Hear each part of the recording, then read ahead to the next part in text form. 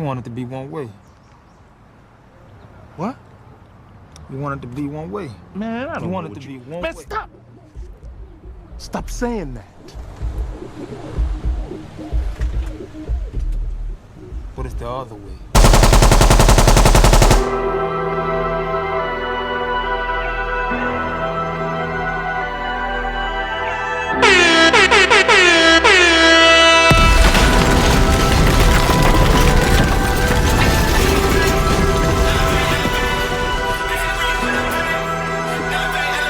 All right. We locked in. Let's get it. They hate when you elevate. Stacking up losses, I'm handing them out. What up, though? What up, though, YouTube? Hope everybody's in good spirits and good health. It's your boy, Rain. This is the A.T.P. Combat Media Show. If you guys haven't subscribed yet, please consider. I invite you to take a moment to subscribe to the channel. Go ahead and hit the bell icon so you can get alerted to all the content. Hope everybody is in the best of minds and the best of spirits. I need you guys focused in. Today's conversation is going to be an interesting one. Not that the other conversations that we have aren't interesting, but this one does kind of hold a special warm place in my heart. In reference, so what are we looking at? Tank Davis, Devin Haney, same thing. It's time to boss up, Tank. It's time to boss up. Is Tank Davis bossing up? Is he being a boss? He might quite possibly be presently being a boss. Why? Because we don't know what's going on right now, right? Things move so fast in the YouTube universe. Things move from one thing to another thing to another thing to another thing. And us sitting out here, especially the content creators, we're sitting out here analyzing everything we're seeing, what's made available to us, and we're somewhat coming to conclusions as to what's happening. I guess the smart thing to do is not to come to a conclusion, but at the same time, processing it as it comes in. So we're in a space now. What information do we have right now? What we have is that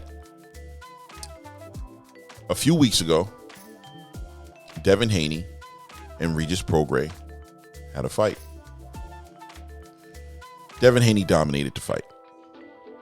He moved up to a new weight class, showed strength that we didn't see before, showed a comfort that we've never seen from him before, because he seemed to always be struggling.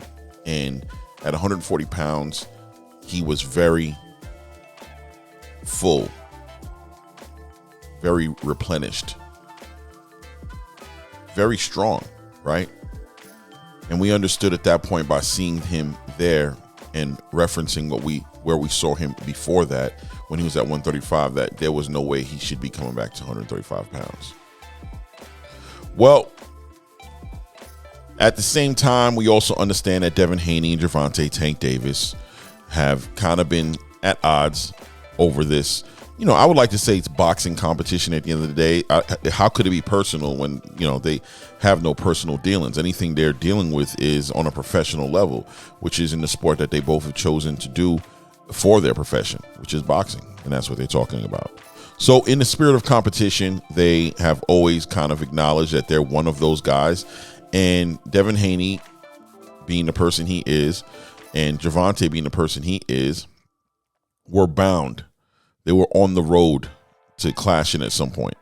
And, why wouldn't Devin Haney, when he feels his best, step up the hit that second gear and let it be known that, let's get this fight. Well, Gervonta responded to the call out, and he responded to it the way he should. The way he should is respond positively towards taking the challenge, or negatively towards not being interested in the challenge, right? So, just looking at the way he reacted to it, I'd have to say that he reacted to it in a positive way, as far as being willing to take the challenge. pretty much confirmed that, that he was going to whoop Devin Haney's tail. I'm trying my best not to use the vulgar language. Whoop Devin Haney's tail, make his father cry, things of that nature. Things that, hold on to this moment while you can, because it's not going to be long. Things that would, make you believe that he was interested in having a fight with Devin Haney. So based on that response to Devin Haney calling out Gervonta, and also to the response to the world, to the boxing space, the response of how interested everybody was in seeing that fight, attention has been garnered in a way that where Eddie Hearn and his investors, people who he works with and negotiates with to put together the fights he's trying to put together, showed interest in the fight in the form of some undisclosed amount of money that Eddie Hearns would have us believe he has access to coordinate a fight like that if it's possible. So Eddie Hearn works directly with Bill Haney and Devin Haney, obviously the whole entire DHP movement, and from what we can tell, made Bill Haney aware that there was a lot of money on the table to get a fight set up between Devin Haney and Gervonta Tank Davis. So now, presuming that Gervonta Tank Davis is interested in a fight, Devin Haney and Eddie Hearn reach out to Tank Davis. Now, questions started to come about. Well, if you guys are trying to set up a fight with Gervonta Tank Davis, why wouldn't you reach out to his representation? And I guess, we would have to believe that the representation that they're speaking on is his affiliation with Al Heyman and Leonard Ellerbe. Now, if you guys don't know, I don't think it's a big secret that Leonard Ellerbe and Eddie Hearn really don't, right? They don't meet anywhere of respecting each other. So understanding also, combine that with the fact that Gervonta Tank Davis has separated from the Money Team, which was his management company, and he opened up his own promotional company, GTD, which stands for Gervonta Tank Davis, so that he could have his hands in his own career.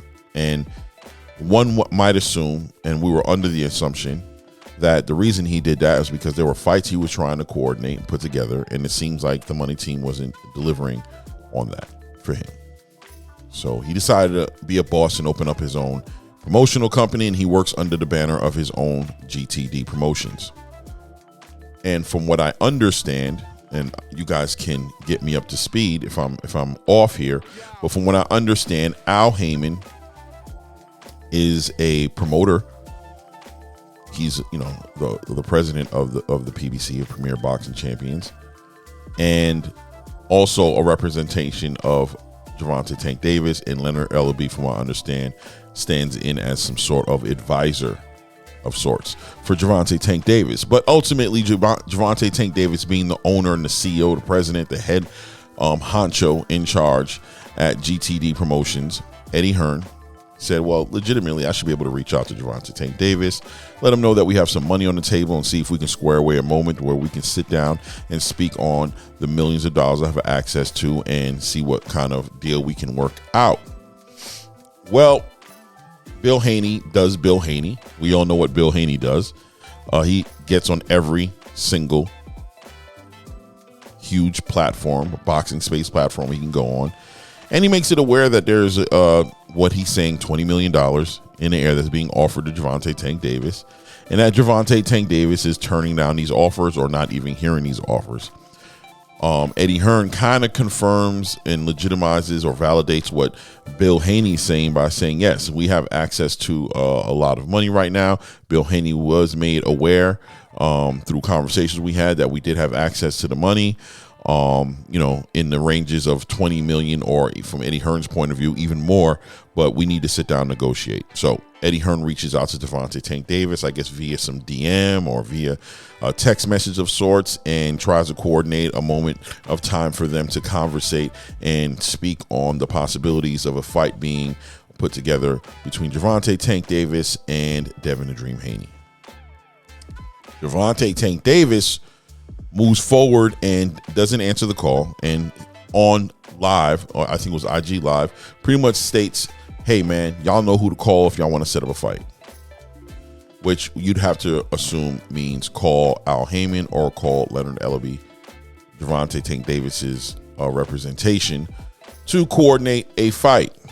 Now, Eddie Hearn has not moved forward from there. Didn't say whether he would reach out to them or wouldn't reach out for them, but you would assume he's not going to reach out to them because he basically said Gervonta doesn't want to speak about it, so we'll just move on to other things. And moving on to me means, to other things. Means he's not going to reach out to the Al Heymans or the Leonard Ellerbes for whatever reason. Like I said, it's no secret that there is tension there between Matchroom, DAZN, Eddie Hearn, and PBC, which is Al Heyman and Leonard Ellerbe. So now we're, until we hear more information, kind of like at a stalemate, right? Because Leonard Ellerbe also responded and said that none of those guys, specifically Eddie Hearn or Bill Haney, could ever make an offer to Tank Davis, that they are the B-sides, that Tank Davis and GTD Promotion is the A-side, and the A-side dictates where the fight happens, how the fight happens, and how much they're willing to offer the B-side. And it's up to the B-side to take it or leave it, right? Well, on previous recordings, Gervonta Tank Davis has been have been recorded saying that, if these guys want to fight, telling them to send a contract over, telling them to make an offer. But according to Leonard Ellerbe, they're not eligible to send offers. So we are intensely in a stalemate right now because Leonard Ellerbe and Al Heyman haven't shown any signs of sending any offers towards Eddie Hearns, and they've also spoken, Leonard Ellerbe has spoken publicly to say that they're not even taking any offers from them, that they're not the ones who can give any offers. And Gervonta Tank Davis stands, in limbo or stands still, trying to, give time for these promotional companies to meet together and negotiate something that's fair for everybody, obviously, especially him. Now, here's the question of concern. Now, Gervonta Tank Davis has taken the time to open his promotional company, and he did it with the purpose of having a say in his career. The question has to be, why isn't Gervonta Tank Davis at this moment taking the helm of the wheel that he has a privilege of being able to steer, right? And making sure, being that this $20 million supposedly guaranteed that Eddie Hearn has access to, this $20 million is something that can go to Gervonta Tank Davis. You have to ask yourself, why hasn't Gervonta been more proactive in making sure that Al Heyman or Leonard Ellerbe or whoever else he might be using is not seeing this offer, checking how valid it is, checking out the stipulations for it to happen, checking out the weight restrictions or where they want it to happen at. Check everything out to see if this is something legitimate. And it seems like Tank Davis has taken the approach of he doesn't want to hear about it. He's not taking any calls from the Eddie Hearns. He's loyal to Al Heyman. He's loyal to Leonard Ellerbe. And that's just the way it's going to be. Over millions of dollars, supposedly. So now that we've gotten up to speed and understand what the story is, well, what's my opinion on this situation at this point? Well, my opinion is at this point, Gervonta Tank Davis, this is an opportunity, and this is the point where you step up in your privilege and you either motivate Al Heyman and Leonard Ellerbe to look into this for you so that you can get the information you need to see if you want to take advantage of the opportunity, or if you need to move on from them if they're not trying to help you get to that opportunity, to put yourself in position with somebody who can help you take that opportunity. But he's not doing that. And why isn't he doing that? Well, Gervonta's probably not doing it because he's probably been conditioned, right? He's probably been conditioned. If you look at Gervonta Tank Davis in his career as he moved forward, he got very comfortable and he was very humble in letting Floyd Mayweather speak for him, Leonard Ellerbe speak for him, even Calvin Ford speaking for him, and really just choosing to stay quiet, answering questions, speaking out when spoken to, and very, rarely was he, having a conversation that he started. He even said before on, I believe it was $1 million worth of game, where he was telling Wallow and Gilly, they asked him if there was ever any fights that he was interested in, that he called people out. And Gervonta said, quite frankly, no. I just fight whoever they put in front of me.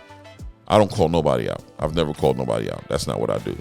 And at that point, understanding that he pretty much got comfortable with not doing that, it made sense that he would react the way he did. That, listen, call Al. Don't call me with a deal. But what ends up happening in that situation, when you look at it like that, is you kind of give up your boss status, right? You give up your ability to, Judge Mills Lane used to have a saying when he had a judge show they used to have, and you guys don't know who Mills Lane is.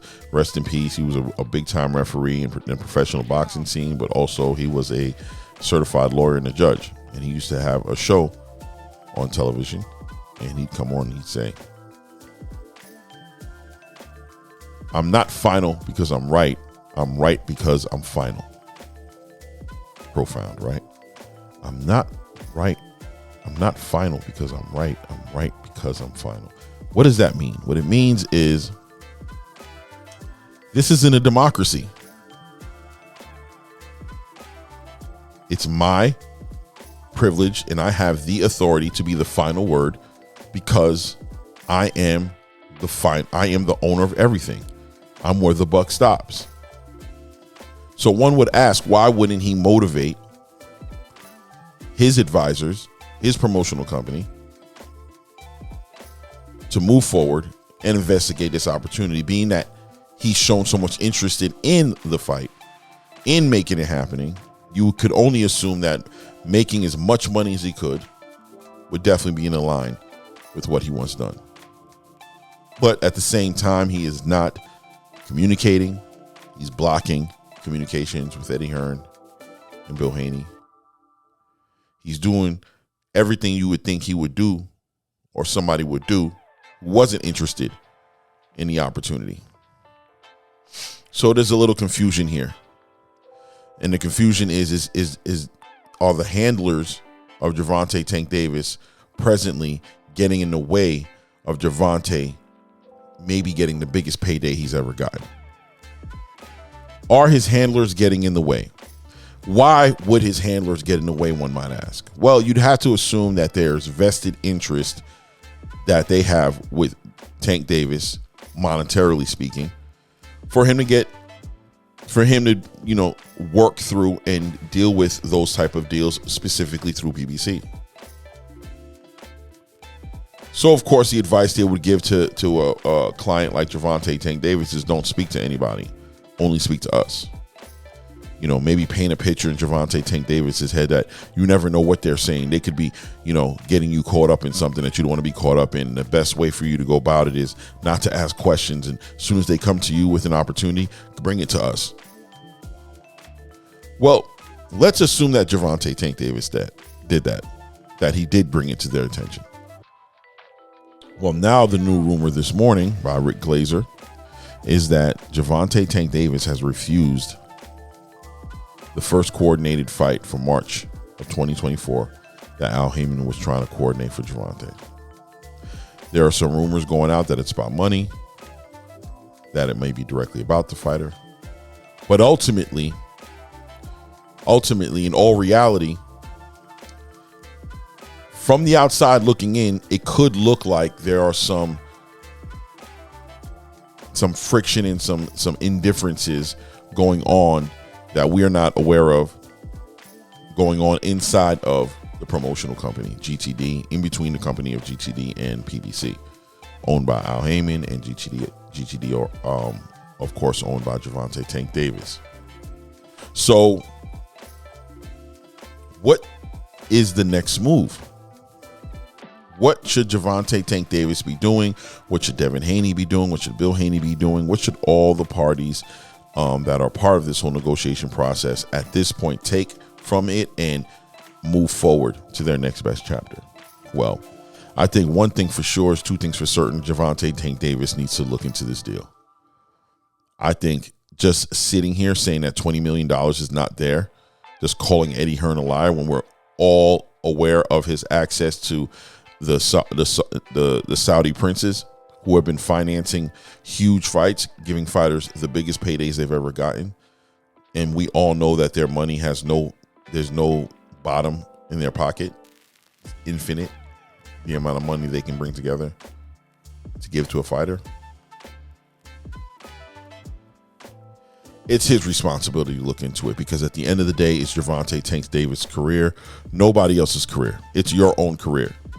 Who's going to be more responsible for making sure that you get the best you can get outside of yourself? Yes, you've hired Al Heyman to do this for you. Yes, you hired Leonard Ellaby to do it for you, but also you yourself have your own mind. And when you're dealing with Eddie Hearn, there are unique situations like this present one where your 2 cents would hold way more weight than everybody else's conversation in here. But you're conditioned. He's conditioned to being handled. He's conditioned to being a worker. He's conditioned to not asking questions, to just take direction. But at this present moment, that's not the Gervonta Tank Davis that I believe needs to be handling the situation. The Gervonta Tank Davis that should be stepping up right now should be the business-minded, motivated, the fighter who believes he's the best at 135 or 140. And he should be inquiring about this. It's his responsibility to make sure that happens.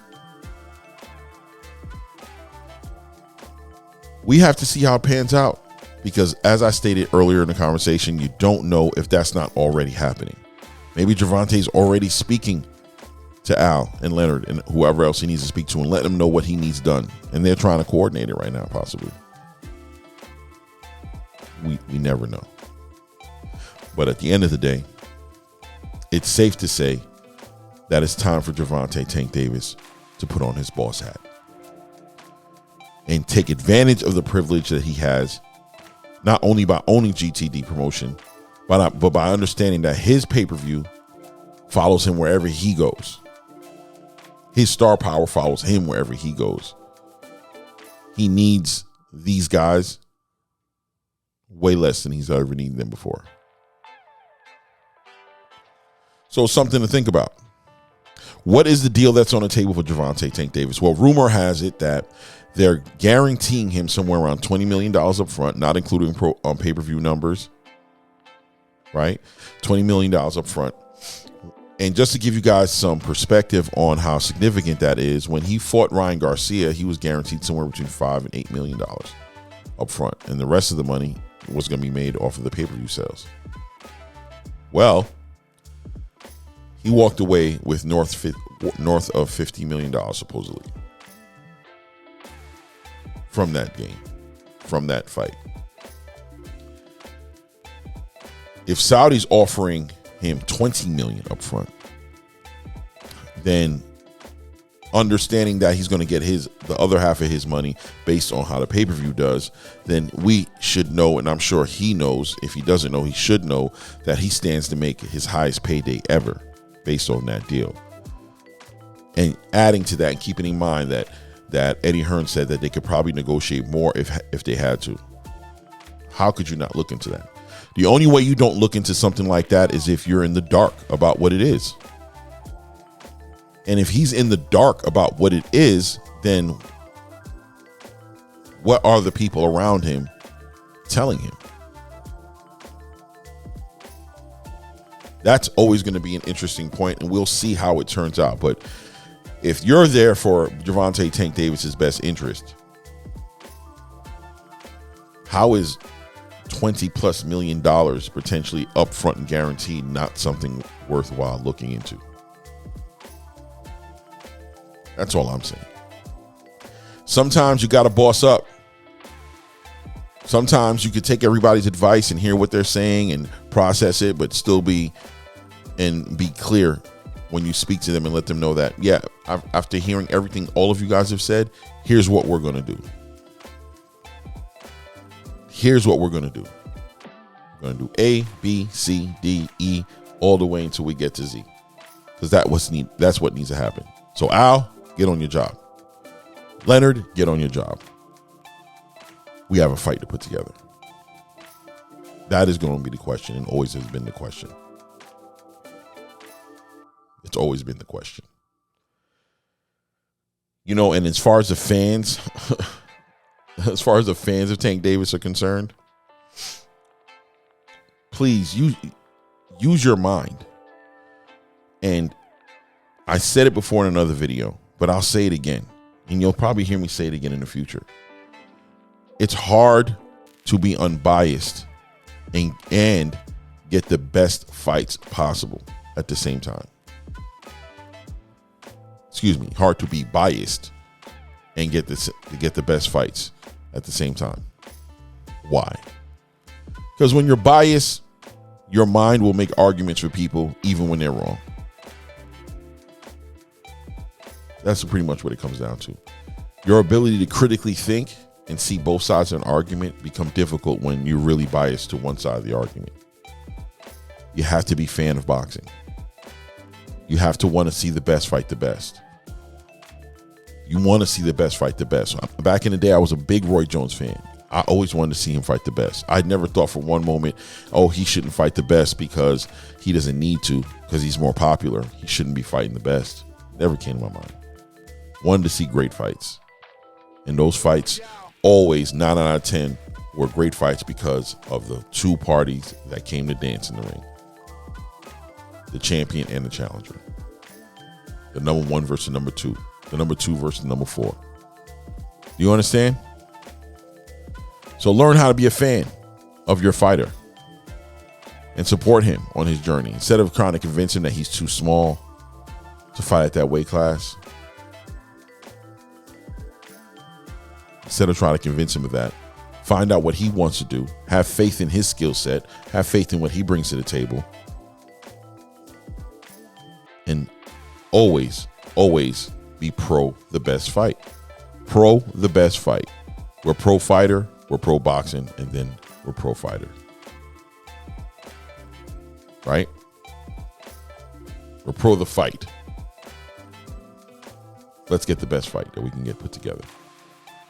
But on that note, it's your boy Claymore Rain. This is the A.T.P Combat Media Show. You guys, once again, if you haven't subscribed, I invite you guys to subscribe.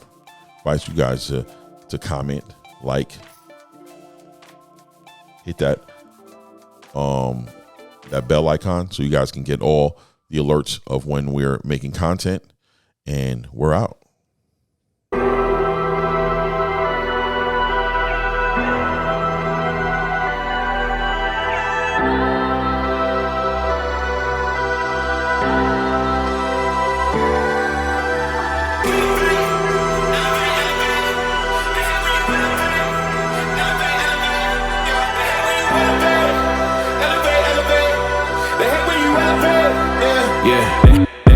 They hate when you elevate. The second of losses, I'm handing them out, yeah.